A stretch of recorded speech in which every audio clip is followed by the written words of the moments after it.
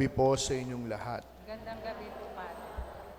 Malaking puhunan ang ibinibigay po natin sa kung ano yung perception ng ating kapwa patungkol sa atin.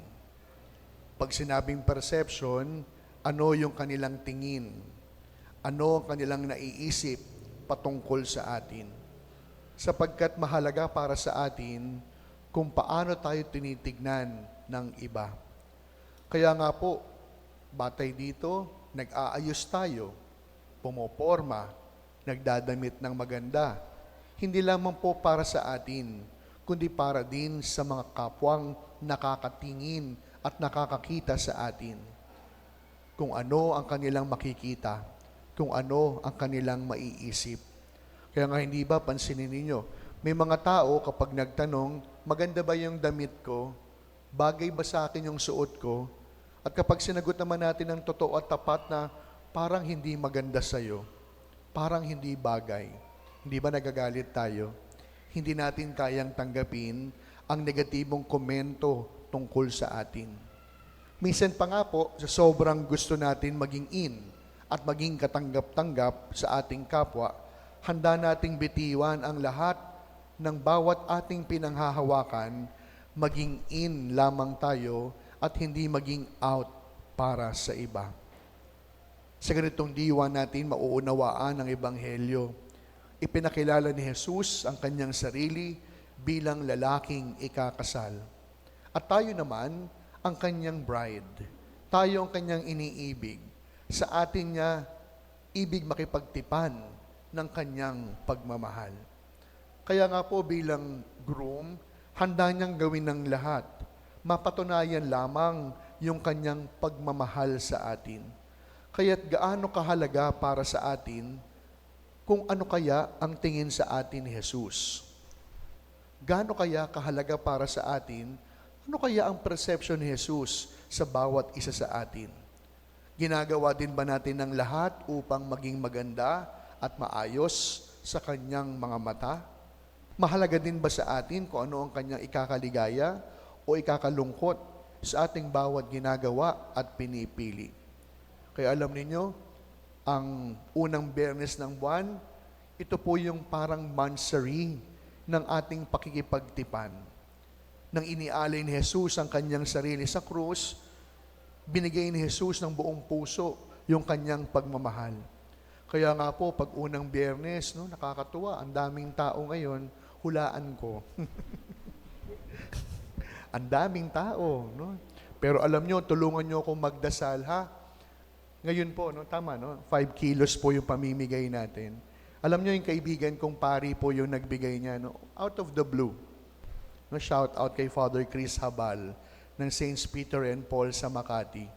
Nag-text lang siya. Sabi niya, Bert, gusto mo ng bigas? Sabi niya. Siyempre, hindi naman tayo choosy. Sabi ko, siyempre, sabi ko. O sabi niya, naka-ready na dito. Tigli 5 kilo. Ha, sabi ko talaga, huy, first time namin mag 5 kilos. Ang binibigay lang namin 2 hanggang 3. Ngayon, 5 kilos. Mantakin ninyo, napakabuti ng Panginoon. Kaya alam niyo, huwag kayong magagalit sa akin, ha? Nung isang araw, no, na high blood si Brother Erwin. Kilala niyo po si Brother Erwin? O yun yung nakakakilala, huwag bigyan ng bigas. Hindi kilala. Yung iba, opo, iba. Na high blood si Brother Erwin nung isang araw. Ang ganda-ganda po ng usapan, no? Para makapagpatala, magsimba. Alam nyo, ang lungkot, ha? Bakit? Yung iba, late nang dumating, nung dumating, nakipagkwentuhan pa. Meron nga pong isa, naku, kahit ako sabi ko, maha-high blood ako. Late na po siyang dumating, kordero ng Diyos na, sa gitna pa siya dumaan. At nakipagkwentuhan, palipat-lipat ng upuan. Panginoon, sandali lang, konti lang.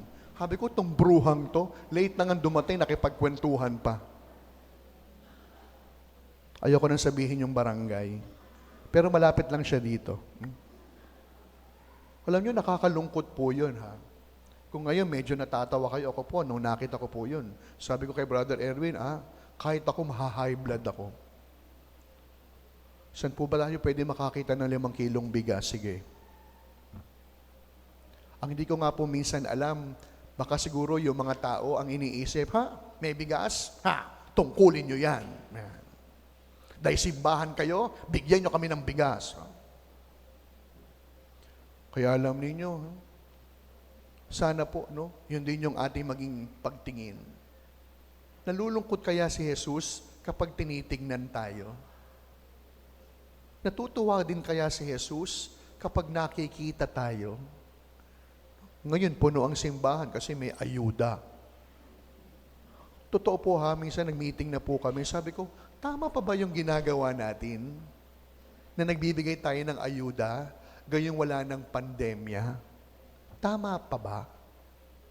Baka talagang tinuturuan lang natin yung mga taong isipin, pardon for the word, tanga naman yung mga taga-simbahan na yun